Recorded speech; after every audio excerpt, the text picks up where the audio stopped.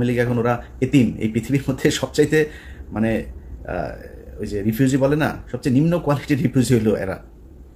এদের এখন যায় ফেন্সিডিল বাংলা টাংলা এগুলি খাওয়ার টাকাও ওইখানে যায় অনেকের নাই, অনেকে খুব ভালো আছে, অনেকের নাই আর কি, খুব কষ্টে আছে, উন্নত কোনো দেশেও যাইতে পারে না, সুযোগ পায় নাই, বর্ডার পার হয়ে টপকায় যে কটা পারছে ওইখানে। সেই ছোটবেলা থেকে শুনে আসছি যে এদের বাপদাদার বাড়ি নাকি ওইটা।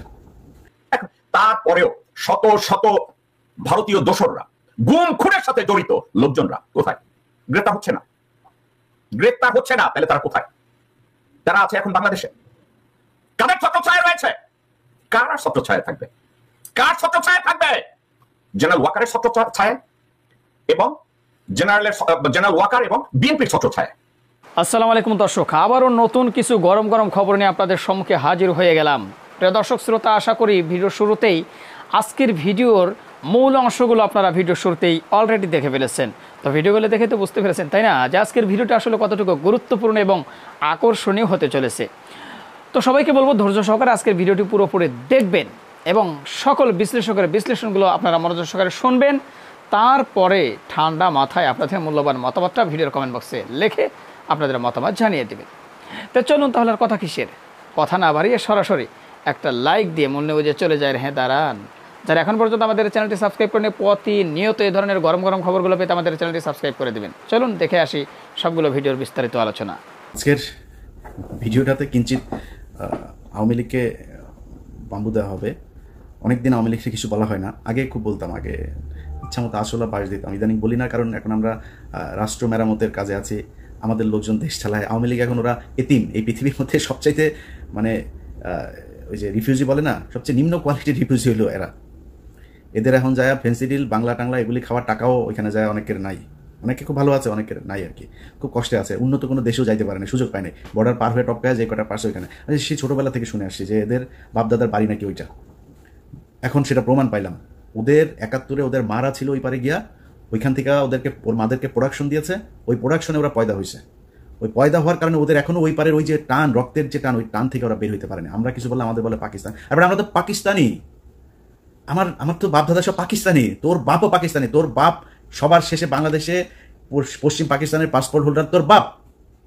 আমরা তো মানে আমরা দ্বিজাতি তত্ত্বের ভিত্তিতে আমরা তো পাকিস্তান জাতি হয়েই তো আমরা হয়েছি, কিন্তু আমরা পাকিস্তান যাই নাই জীবনে কোনোদিন। তোরা মাঝে মধ্যেই যাস, এখন পার্মানেন্ট গিয়েছিস। ওইখানে গিয়া এই ভিডিওটা যখন করছি রাত, তখন আপনাদের বাংলাদেশে 3:30 সাড়ে 3টা বাজে। ভারতে ধরেন আধা ঘন্টা আমাদের সাথে চাইতে ডিস্টেন্স, তো ওরা তো সব ভারতে গিয়ে আছে, ওরা সব গভীরভাবে ইতে আছে ইউনূস পতন হবে আর ওরা দেশে ঢুকে যাবে। আয় আয় বাংলাদেশে আয়। কয়দিন আগে দেখছিস না, তোরা যতবার লম্প ঝম্প করবি ততবার বিপদে পড়বি। কয়দিন আগে ব্যান হয়েছিস না এক ফাজলামি কইরা, এর আগে 32 নম্বর খাইয়া দিছি না, এর আগে পাকনামি করছিস না, তোর বাপের বিচি টাইনে ধরে তোর মেরে ফেলছে না বাংলাদেশের মানুষ। ডালিম ভাই এক বিচিতে ধরছে, রাশেদ ভাই আরেক বিচিতে, নূর ভাই মাঝখানের ইসলাম ধরে টান দিয়ে ছিঁড়া ফেলছে না, তোর বাপেরে বাল ফলাইতে পারছিস? তোর মারে 45 মিনিটের সময় দিয়ে বাংলাদেশের মানুষ পলায় গেছিস। 14 গোষ্ঠী সব পৃথিবীর ইতিহাসে এরকম ঘটনা ঘটে নাই। গ্রামের মেম্বার থেকে শুরু করে বাইতুল মোকাররমের খতিব সব একসাথে পলাইছিস, একদম পুরো গোষ্ঠী শুদ্ধ পলাইছিস। এই কথা তোদেরকে গত 5 বছর অসংখ্যবার বলে এসছি, এমন একটা দিন আসবে পালানোর রাস্তা পাবি না। তোরা আওয়ামী লীগ করিস এটা কেউ বলতে পারবি না মুখ দিয়া। এসছে সেদিন অস্বীকার করছিস, ভাব দেখাইছিস, সেই 75-এর দিন আর নাই, এখন আসবে। এখন তোদের এমন অবস্থা হয়েছে যে তোরা সারা দেশে ভাই আমি আওয়ামী লীগ করি না, আমি জামাত করি, বিএনপি করি, মাফ করে দেন আমারে। এই অবস্থা হয়েছে না তোদের? বিএনপি এই ইশরাক, এই যে এখন যিনি মেয়রের ইনিয়া যেটা চলছে, সেই এই ইশরাক তোদেরকে বলছিল যে পুলিশ ছাড়া মাঠে আয়, তোদেরকে 1 ঘন্টা সময় দেবে না বিএনপি। 15 বছর চেষ্টা চালাইছিস, বিএনপি ভাঙতে পারছিস? জামাতের শীর্ষ নেতাদের সব ফাঁসি দিছিস, ভাঙতে পারছিস? 2টা দলই স্ট্রং হয়েছে আগের চাইতে। কিন্তু তোদের 75-এর পরে আওয়ামী লীগ বলার নাম মানুষ পাস নাই, 24-ও পাচ্ছিস না। এটা তোদের ভবিষ্যৎ। যেদিন আবার মনে কর খুব হাইপোথেটিক্যালি একটা সময় আসবে, তুই আবার ক্ষমতায় আসবি, আবার তোদের এই একই অবস্থা হবে যদি চরিত্র পরিবর্তন করতে না পারিস। যেই নামে আসিক, আওয়ামী লীগ নামে তোরা নির্বাচন করবি, এই স্বপ্ন দেখিস না। যেই নামে তোদের এই লোকগুলি তো থাকবে, এই লোকগুলি যদি আলাদা কোনো দল হয়, সেই দল থেকে ক্ষমতায় আসিস এবং এরকম করিস, এই আবার তোর আব্বার মতো আর তোর মার মতো অবস্থা হবে। তোর বাপের মনে আছে না 14 গোষ্ঠী একদম পাড়া মেরা ফেলছে বাঙালি, মিষ্টি বিলায় খাইছে। তারপরে শিখতে পারছিস কিছু? কোনো কিছু করতে পারছিস? আজকে তোরা এখন লাফালাফি করতে দেশে যাবি। তোরা দেশে যাবি কেন? আবার ওই যে ওয়াসিমের মতো মাইরা তারপরে এই গাড়ির উপর থেকে ফেলবি জীবন্ত মানুষকে, ওই জন্য আবার ওই যে রোজা ভাঙায়া মহিলারা ধর্ষণ করবে, এই জন্য যাবি আবার দেশে? একটা মানুষকে মসজিদ থেকে তুলে নিয়ে যায়, তারপরে জঙ্গি বানায়, তারে 1.5 মাসের বাচ্চা সহ তাদের উড়াই দিছিস বোম্বাইরা, জঙ্গি নাটক সাজায়। এটাই তো তোরা আবার বাংলাদেশে যাবি, এই স্বপ্ন দেখিস? এত সাহস তোদের? যা, রাস্তায় যা। তোরা যখন যাবি কোন প্রোগ্রাম দিবি দিয়ে বল, কয়টার সময় যাবি, কোন জায়গায় যাবি বল। আমি তোর গ্যারান্টি দিলাম, বিএনপি, জামাত, এনসিপি, সাধারণ মানুষ, নূরের দল, যেই দল, এই দল, সব দল একসাথে হয়ে তোরে পেটাবে। যা, সময় দে। তুই কবে আসতে চাস? ইশাক তোদের বলছিল না পুলিশ, তারা এখন পুলিশ নাই, এখন পুলিশ তোদের পিছনে আয়, রাস্তায় আয়, তোদের সাথে খেলবে। তোরা আবার বলতে পারিস যে আমি আমেরিকায় বসে বসে, আর বেটা আমেরিকা বসে দেশ চালাইতেছি, তুই কি মনে করিস? তোর বাপ পাকিস্তানে বসে দেশ স্বাধীন করছে না? আমি দেশ চালাইতেছি আমেরিকা বসে। আমি যা বলতেছি তাই, তুই যা, আমি তোর কথা দিলাম। তোর যদি পেড়াইতে না পারে বাংলাদেশের মানুষ, আমি কান কেটে ফেলাই দেবো। যা, তোরা বাংলাদেশে গিয়েই কর। তোদের ভেতরে যদি মিনিমাম কোনো মনুষ্যত্ববোধ থাকতো, বিবেকবোধ থাকতো, মানুষ যা চিন্তা করে ওই চিন্তা যদি আওয়ামী লীগের তোদের মাথায় থাকতো, জীবনে কোনোদিন আর মুখ উঁচু করে কথা বলতে পারতি না। তো লজ্জা লাগে না তোদের এখন? এই যে সারাটা দেশে তোদের অবস্থা দেখ, সব আওয়ামী লীগ এখন, আমি বিএনপি, ভাই আমি জামাত, মাফ করে দেখ, ভুল হয়েছে বলতে চেষ্টা হলি।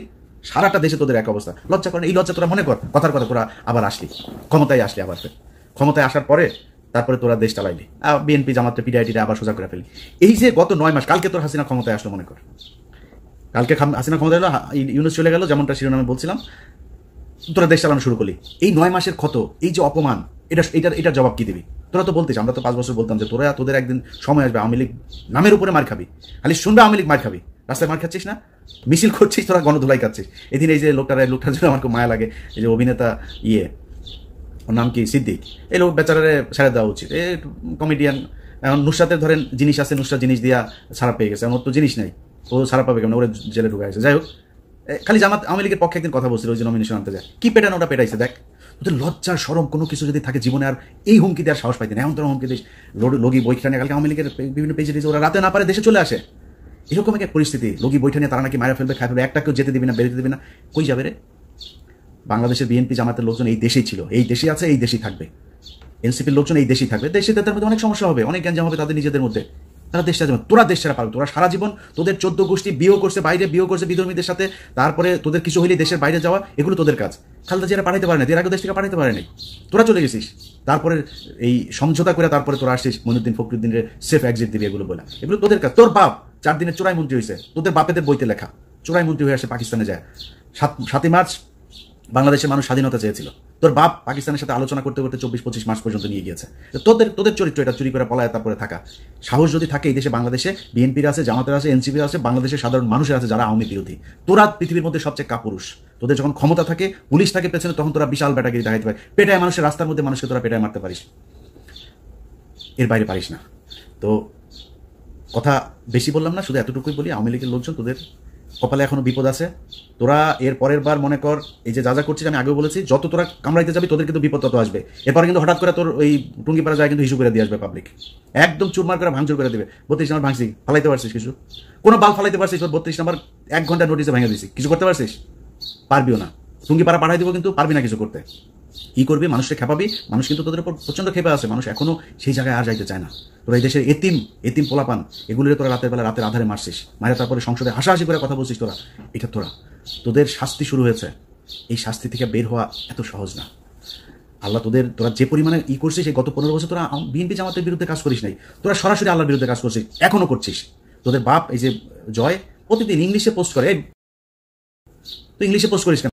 আচ্ছা, তোর বাংলাদেশ নিয়ে না তোরা রাজনীতি করিস? বাচ্চা কোথাকার বাচ্চা, সারাদিনের কাজ হলে বাংলাদেশে কেমন জঙ্গি বানাবে মানুষ। আরে ভাই, আমার বাংলাদেশের মানুষ 80% মানুষ টুপি পরে, আর ওইটা ছবি নেয়, একটা মিছিল হয়েছে ছবি নেয়, সেটা নিয়ে দেয় বাংলাদেশে নাকি আইএসআই নাকি বাংলাদেশ দখল করে ফেলেছে। শুয়োরের বাচ্চা, এত খারাপ মানুষ ওরা সারাটা বছর, এই 15টা বছর ওরা ইসলামের বিরুদ্ধে যুদ্ধ করেছে, ওরা আল্লাহর বিরুদ্ধে যুদ্ধ করেছে, তার পানিশমেন্ট আজকে তারা পাচ্ছে। এখন আবার ফাল পারে, এত তাড়াতাড়ি তোদের পানিশমেন্ট শেষ, এটা মনে হয় তোদের কাছে? সময় আছে, এখনো মাপ চা, ছোট্ট একটা গ্রুপ হইলেও মাপ চা, যে আমরা মাপ চাই, আমাদের এই ভুল হয়েছে, আমরা বাংলাদেশে থাকতে চাই, রাজনীতিও যদি করতে চাই, তাহলে ওইগুলি সব মাপ চায়া টায়া, তারপরে ওদের থেকে সরে আসতে হবে। এই শেখ পরিবারে ওদের জন্মই জাউরা, এই যে শেখ মুজিব, এই শালা ছিল জাউরা, ওরা তো বাপ তো ওইখানকার, মার পেট হয়ে গেছিল প্রেম করে, সেই শালা বিয়ে করেনি, আরেকজনের ঘাড়ের মধ্যে, লুৎফুর রহমানের ঘাড়ের মধ্যে ফেলাই দিছে, ফেলাই দিয়া তো পেটওয়ালা মাগিরে নিয়ে আসা, তো মুজিব তো পয়দা নিচ্ছে, পয়দা তো জাউরা, তো এই জাউরার মানে পুরা বংশ জাউরা শালারা। এদের কথাবার্তা, এদের কাজ একটা ভালো পাবেন, আল্লাহর কসম করে বললাম ভাই, এই পুরা শেখ পরিবারে একটা দেখেন ভালো, একজন ভালো মানুষ আপনি দেখেন। খালি পার্থ ভাই কেমনে ওই বাসায় গিয়া পড়ছিল জানি, তো ওই এদের এই মানে এই অন্তত আওয়ামী লীগের এগুলো খায় না এই 15 বছর। ভেতরে ভেতরে জানি না পার্থ ভাই কি ইয়ে, কিন্তু সামনে সামনে অন্তত খায় নাই।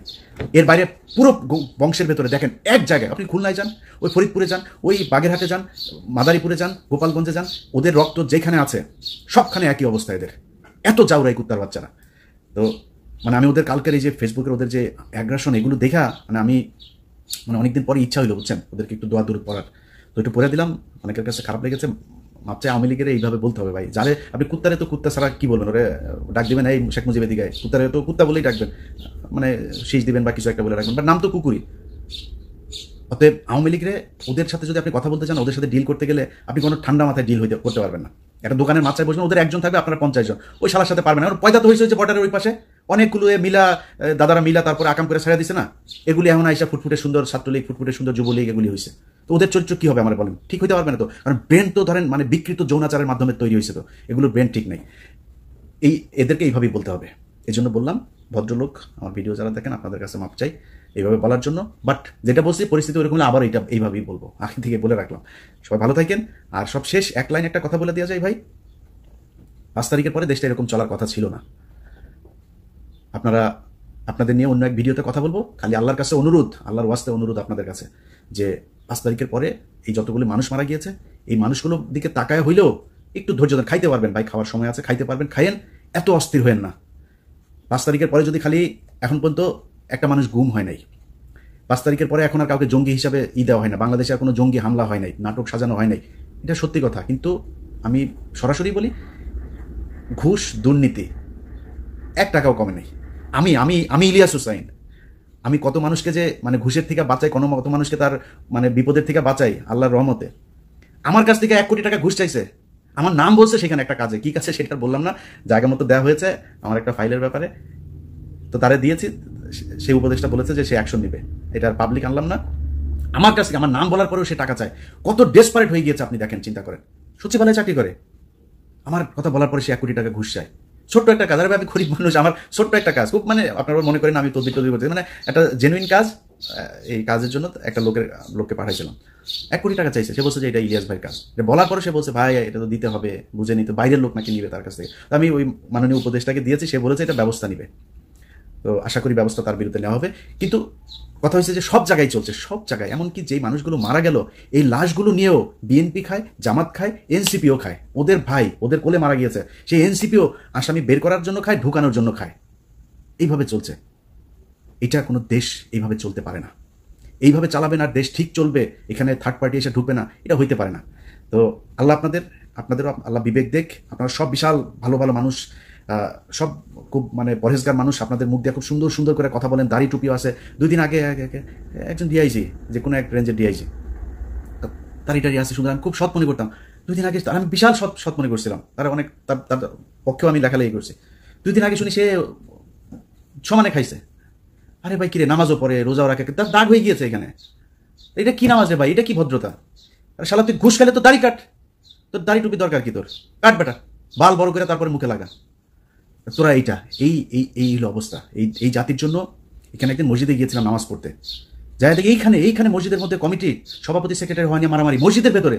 ওই দিন চিন্তা করছি আল্লাহ এই জাতির দিয়ে আর জীবনে কোনো কিছু হবে না। তারপরেও কথা বলি কেন জানিস, তোদের নিয়ে কথা বলি খালি পাশের এই 3 দিকে খালি ইন্ডিয়া আছে, এছাড়া বিশ্বাস করেন জীবনে এই জাতির নিয়ে কোনো কিছু নিয়ে কথা বলতাম না, নিজের মতো নিজে কোনো এক দেশে থাকতাম, চুপচাপ দেশে থাকলেও দেশের মতো থাকতাম, অন্তত ইন্ডিয়ার এটা হইতো না। এখন সমস্যাটা তুলে ইন্ডিয়া কি করে, এটা মারে আমাদেরকে, মানে একদম সরাসরি কিল করে, কিলার নিয়ে আসে তারপরে মেরে ফেলে। সেই 25শে ফেব্রুয়ারি থেকে শুরু করে এই 5 আগস্ট পর্যন্ত পুরোটা সময় তারা আমাদের উপরে হত্যাযজ্ঞ চালিয়েছে। এটার কারণে খারাপ লাগে, সংঘবদ্ধভাবে মুসলমান মেয়েদেরকে টার্গেট করে হিন্দুরা, এই জন্য খারাপ লাগে, এই জন্য কথা বলি। আদারওয়াইজ এই দেশ নিয়ে কোনো মাথা ব্যথা দেখাইতাম না।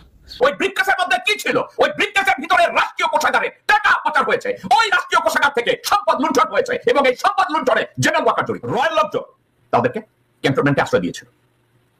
ওখানে এই 626 জন কোথায়, এবং তাদের সম্পূর্ণ লিস্ট এখনো সে প্রকাশ করে নাই, তাদেরকে হ্যান্ড ওভার করে নাই। এখন তাদেরকে ক্যালকাটায় দেখা যায়, এখন তাদেরকে বিয়ের অনুষ্ঠানে লন্ডনে দেখা যায়।